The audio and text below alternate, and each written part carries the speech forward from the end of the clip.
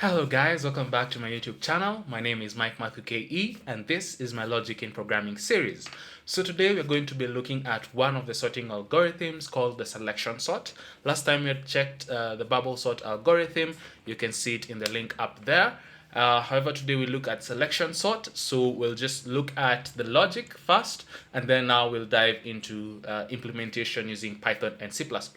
So let's see how the selection sort is supposed to be done. So here we have our selection sort. So how the selection sort works is basically you evaluate. So whatever is in green is the least, the smallest number that you're looking at the moment. So the selection sort does is we identify the smallest number, and then we if it is not at the first position, then we swap it out, right?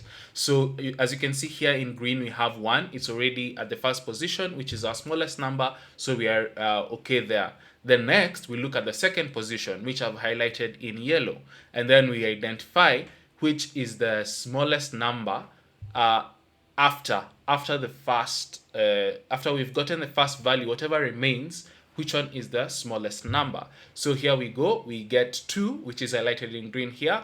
So we swap them out. We have then we get 1 and 2. So now we stop looking at 1 and 2, and then we look at the next one. We have 5, 3, and 6. We evaluate which one is the smallest number between the 3. So we swap out 3 and 5 so that we have 1, 2, and 3 following each other. And then we look at the next one. We see that 5 is already smaller than 6. So that means our array is sorted, right? So that's basically how selection sort is done. It's basically just picking the minimum value, swapping it out, and then checking the remaining values, which one is the minimum, swapping it out, and so on and so forth. So let's look at this in implementation. We look at this in Python and C++.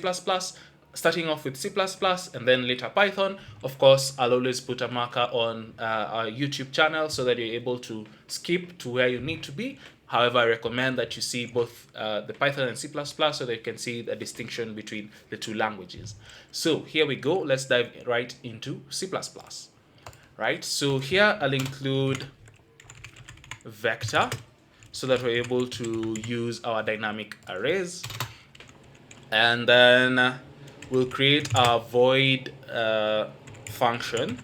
This is because I'll be using a referenced variable.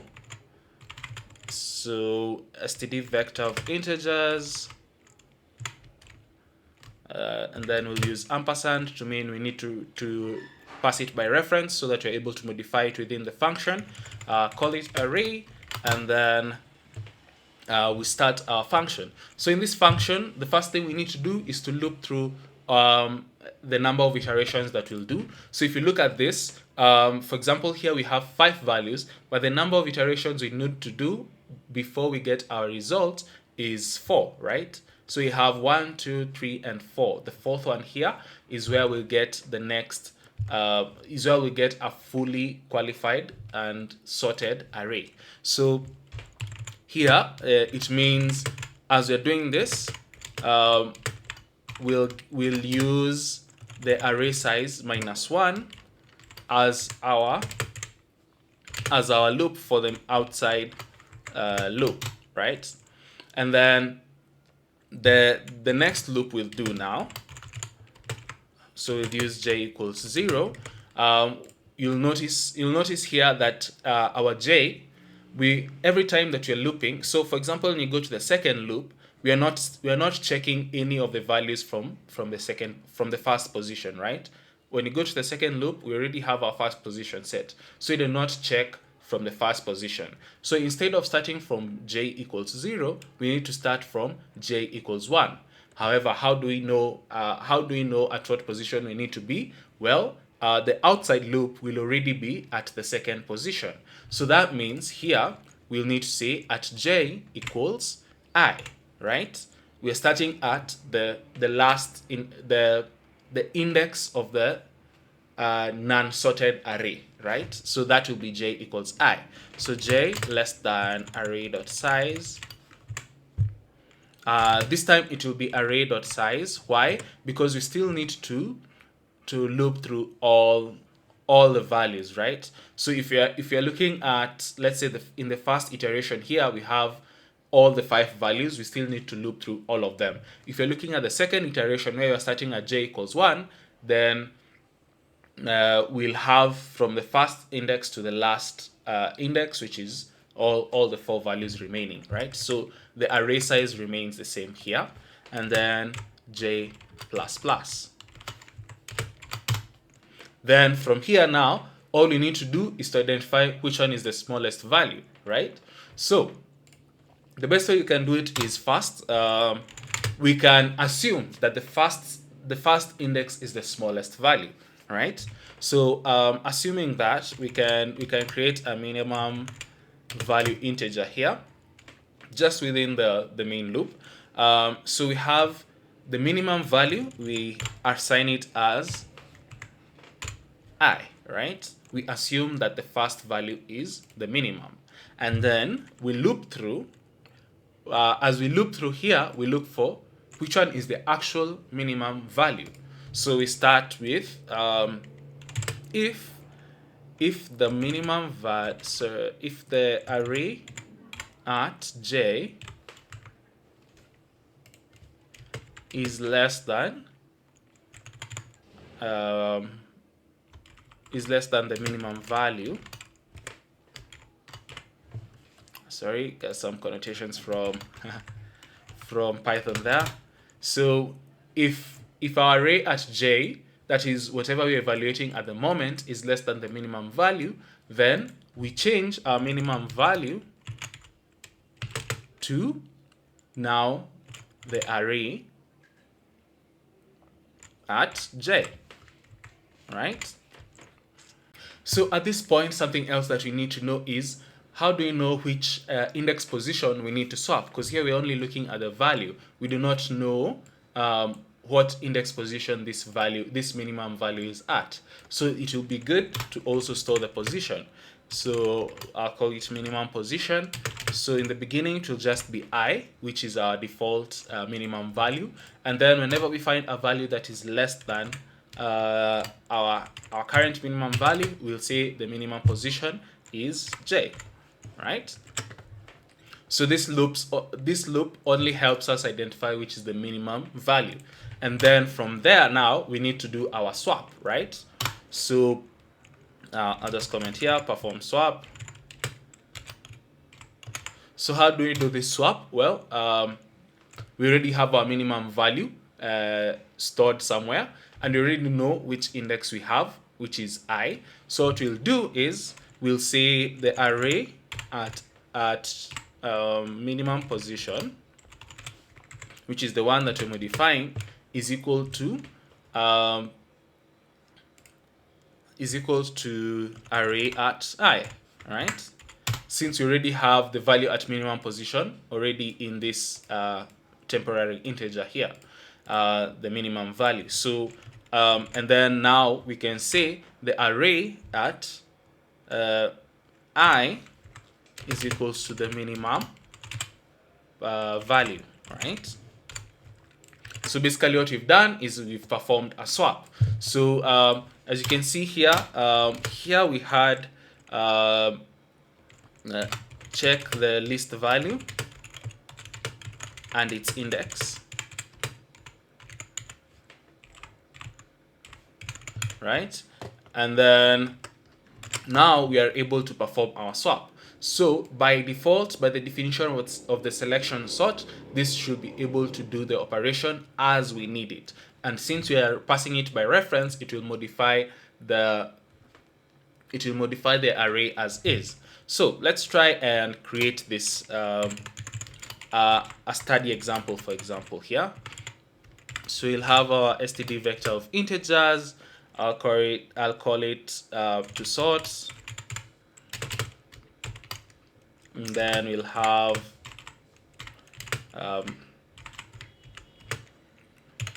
just an unsorted array, like so. And then we'll call our function here, selection sort, and pass our variable. And then now we'll print we'll print our values here. So I less than to sort the size, then I plus plus, then we'll stdc out to sort at I.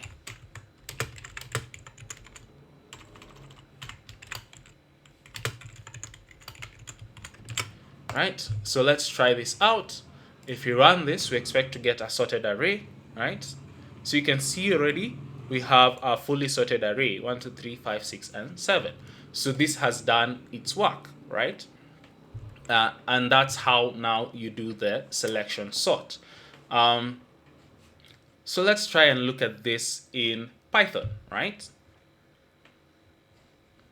So in Python, here we'll have the same thing. We'll create a function. So define selection sort. I expect the user to pass an array, which is a list of integers, and expect to return a list of integers as well.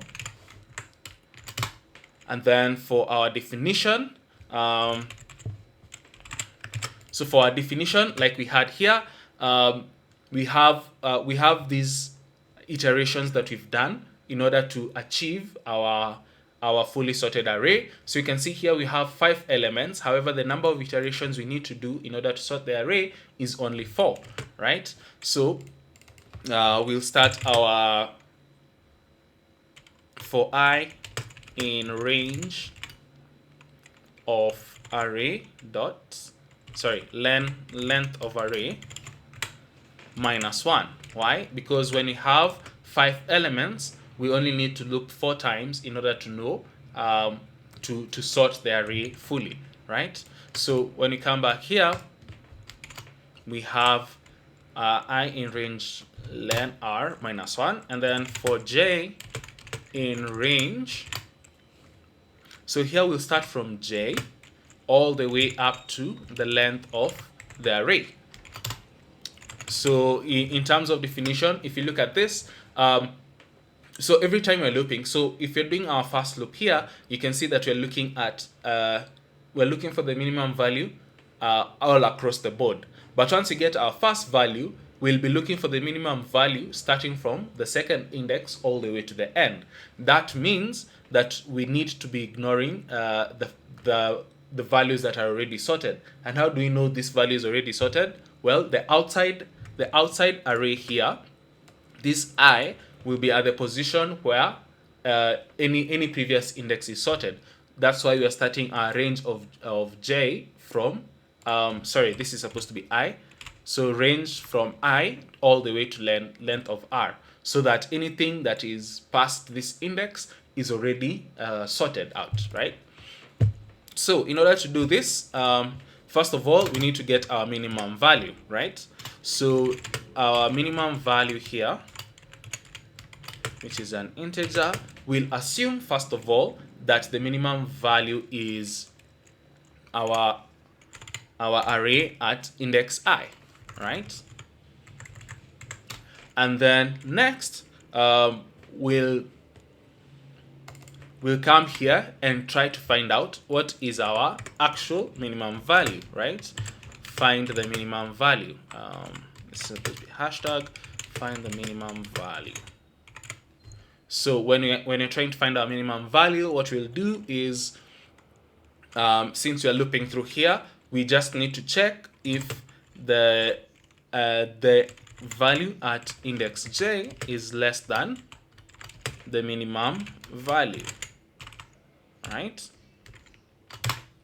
And if it is, then that means we found our minimum value. So we need to update our minimum value here to our array at j.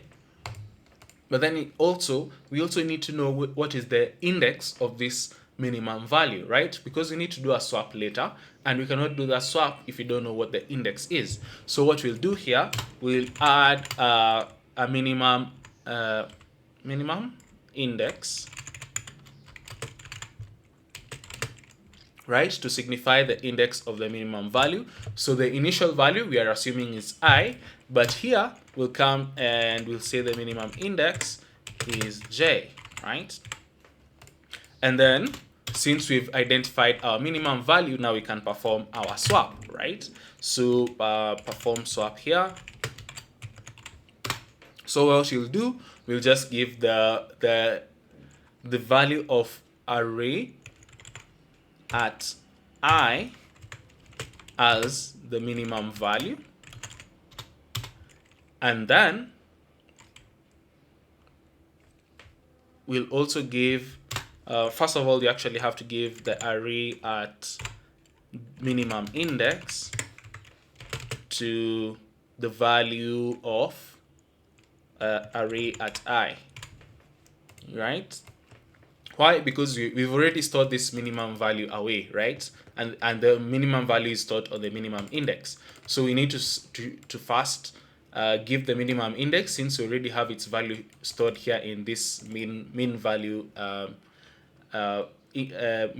variable, and then array at I here equals minimum value. So that means we've done a full swap, right? So that's a good thing about having this min value stored right here. So that should be able to sort our array, and then at the end of it, then we need to return our array, right? So here in the main definition, what we'll do, we'll create to sort array, which is a list of integers, and declare it maybe 1, 4, 6, 2, 8, don't know, maybe 3. And then from there we'll call our function. So we'll say to sort is equals to selection sort, so that you can modify whatever value we get, and then now at the end of it we can print the to sort array, so that I can see what is our result, right? So if I run this, you can see that we are able to sort our array accordingly, right? So that we are able to get the correct results for the sorted array. And that is basically how the selection works, right? So it's fairly simple, easy to follow. It's not a very complicated algorithm. However, you need to be aware of the small things that you need to check as you're doing your selection sort. So you can see as we're defining our loops, you can see we are looking at what index are we supposed to start with, for example, and how many iterations are we supposed to do? Are we supposed to do the size of the array or the size of the array minus 1? Such things, right? It's always good to do it visually, like we've done it here, so that you're able to understand this is where I need to go, and then you're able to implement it easily, right? So I hope you've learned something here today. I hope you've learned how to approach your logic and your coding, and I hope to see you next time. Cheers.